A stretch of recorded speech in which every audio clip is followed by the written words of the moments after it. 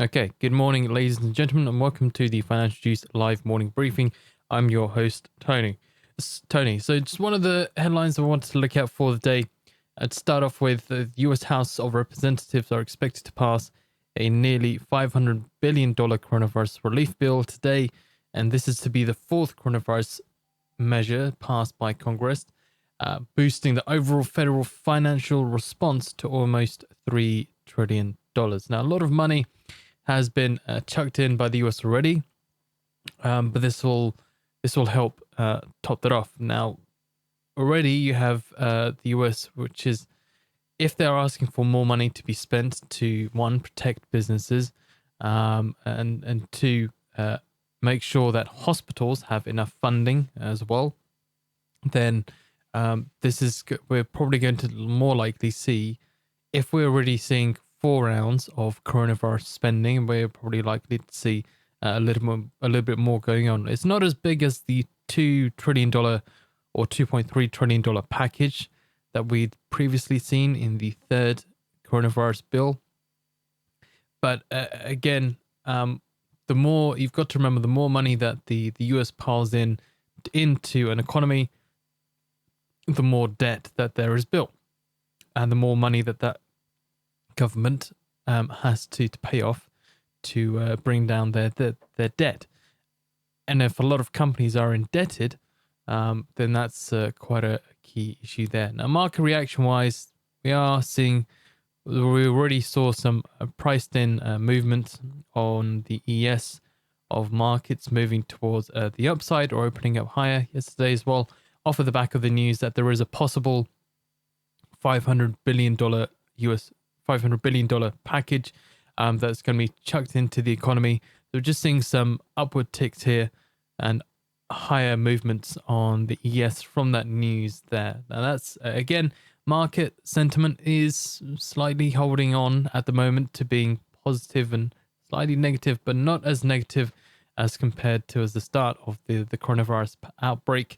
And now we're seeing some positive reactions from the markets as well. But one thing to note, one thing that I also wanted to go through as well with you, if I just bring up this image for you as well.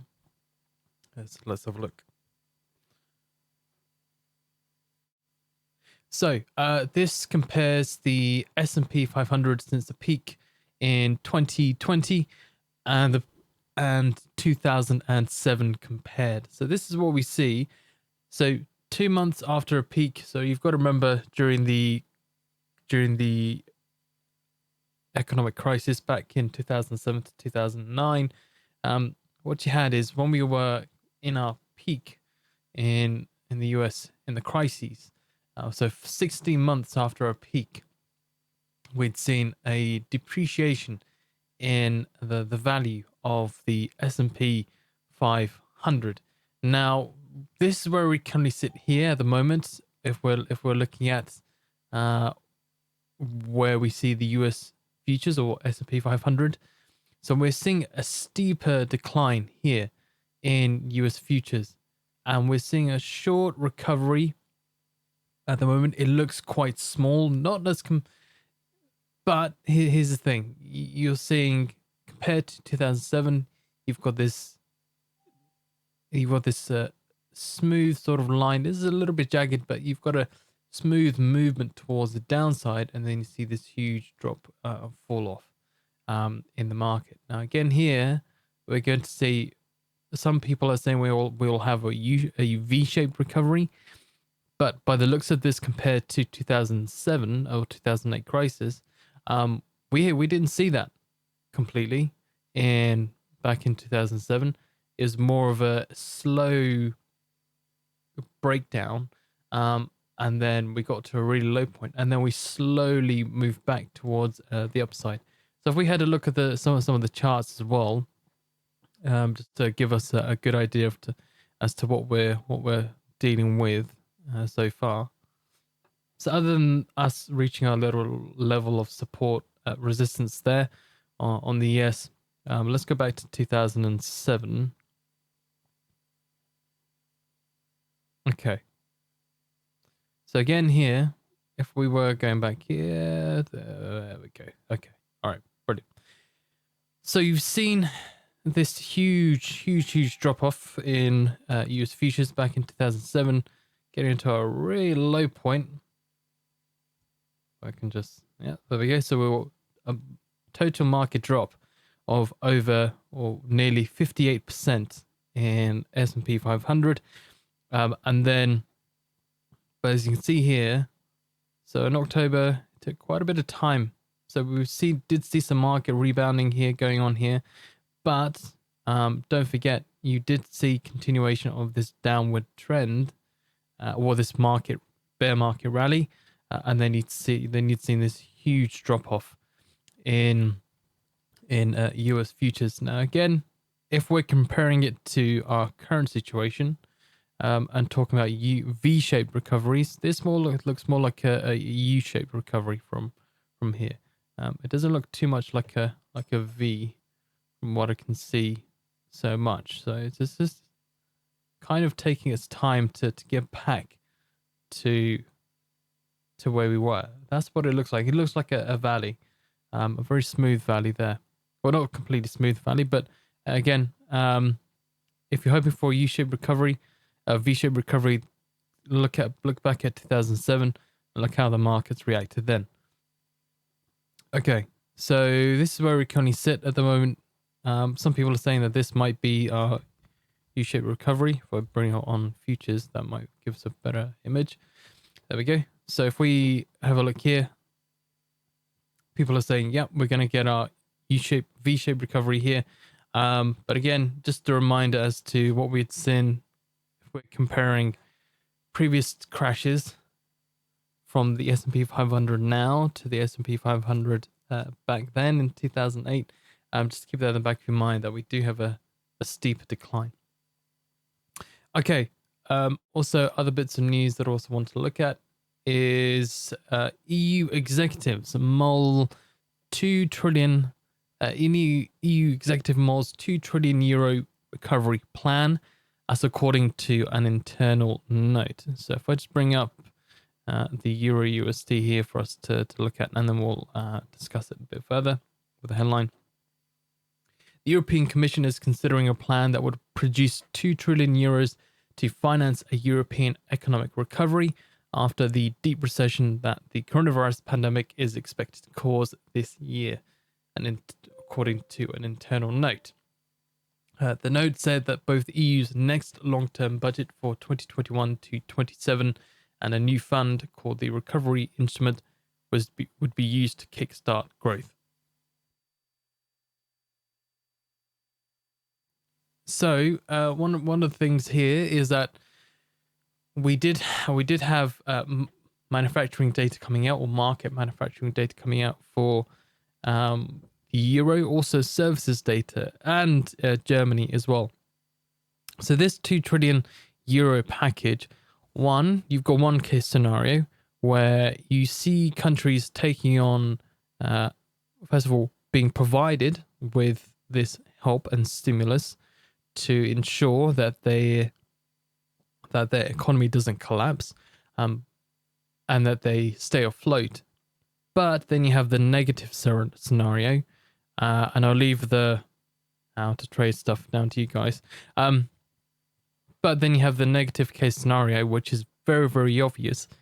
If the EU creates this package and the money is used up quite quickly to keep countries from collapsing, then you've got, again, a similar situation within the US where you have a lot of debt that's being built up.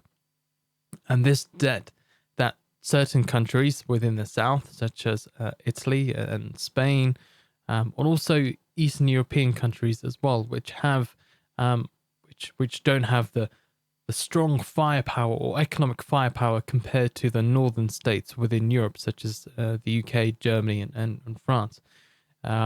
And so on. So you'd see you could see this friction between these nations within the EU as a negative case scenario. But the main big player who's been looking for this funding has been Italy.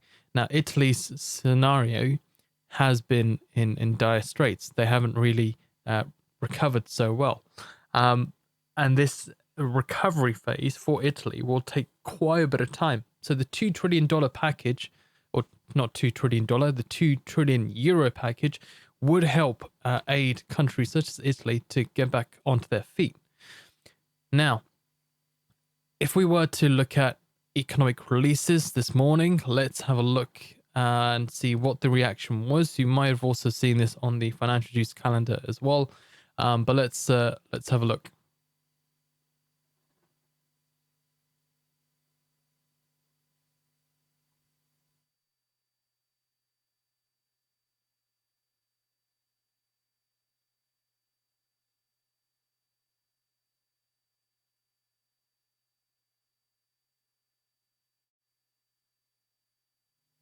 All right.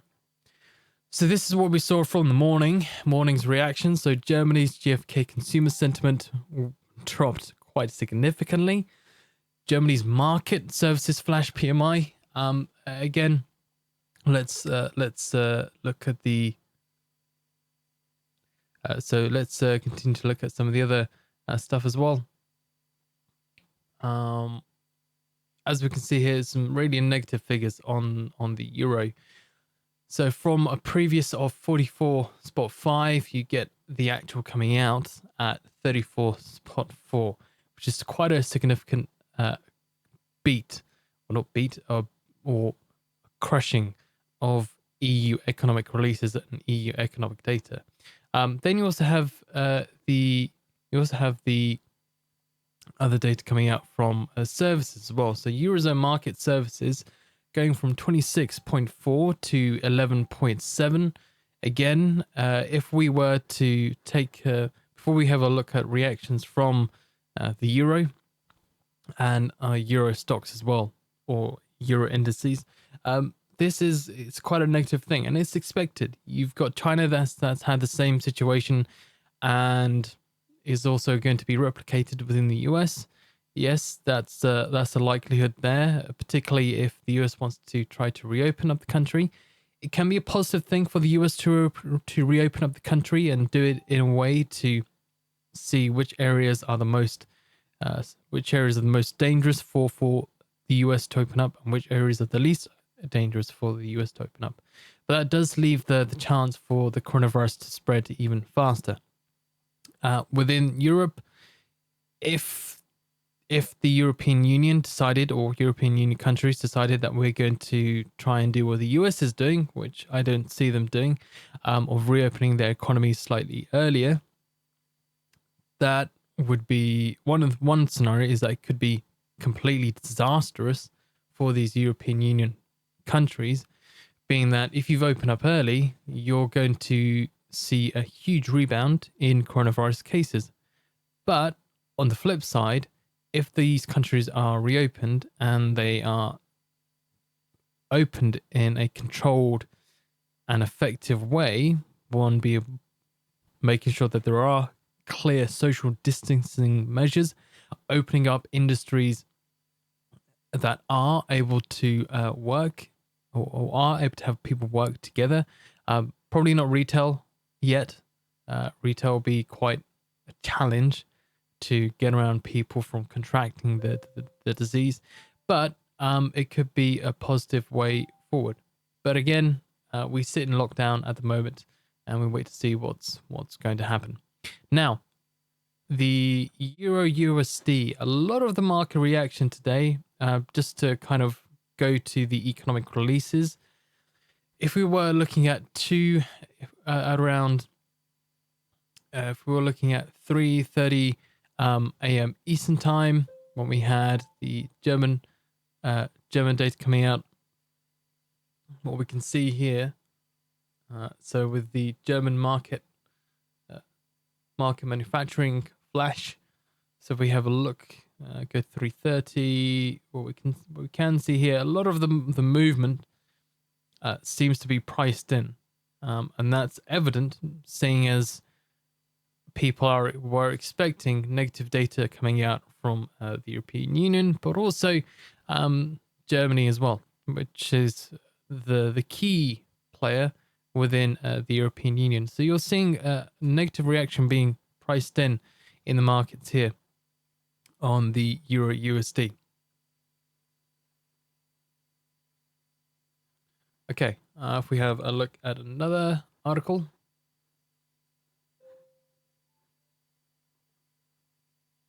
So don't forget, also today we have the US initial jobless claims. Now, this is where we currently sit at the moment on US initial jobless claims, but we do have, of course, a really high number on US initial jobless claims from last week, coming in at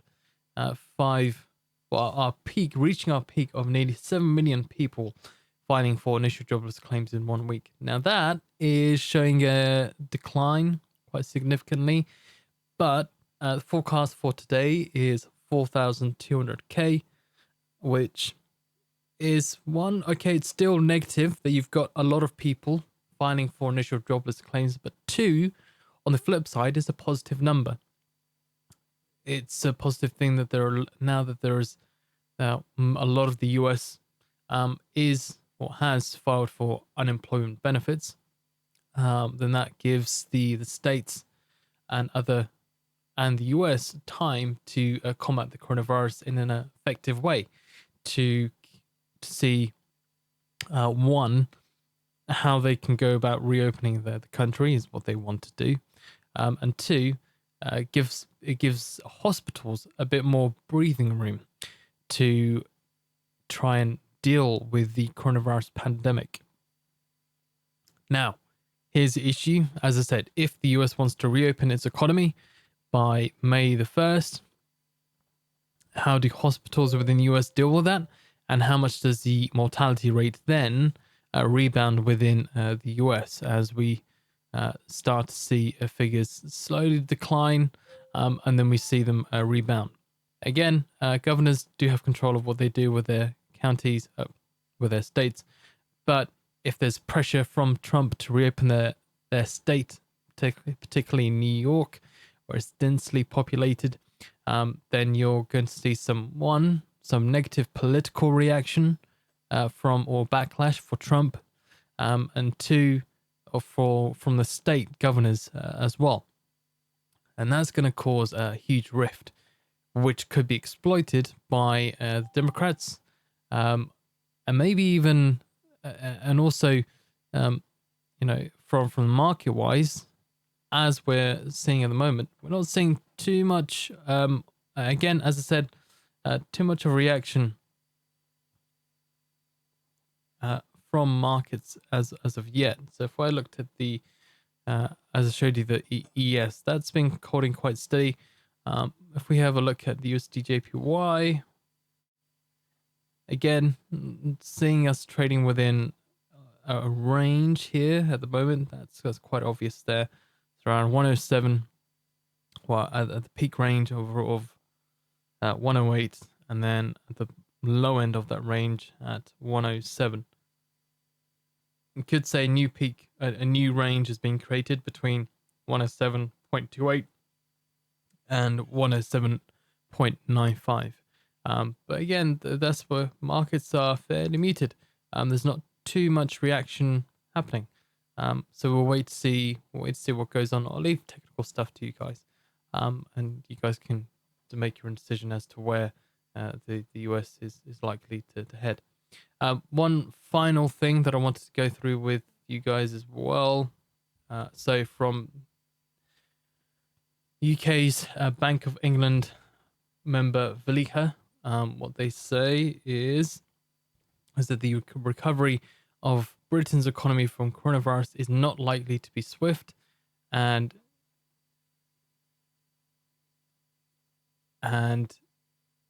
from here it says that it can be more like a U than a quick bounce back, V.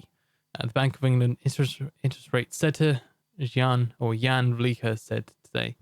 The government and central banks were taking measures to try to reduce long-term scarring in the economy, but of course all the risks are that it will take longer and then it will look a little more like a U than a V, said in response to a question after delivering an online speech.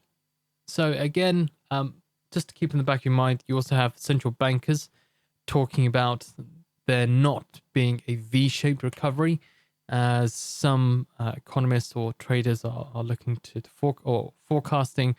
It's very, very optimistic, is what Velika is saying, that if you're looking for a V-shaped recovery, you're very, very optimistic. So keep that in the back of your mind, that you have central bankers as well now mentioning that the chance of a V-shaped recovery is not as strong. So just also to remember, a lot of the Bank of England, the central bankers, they are dovish voting members.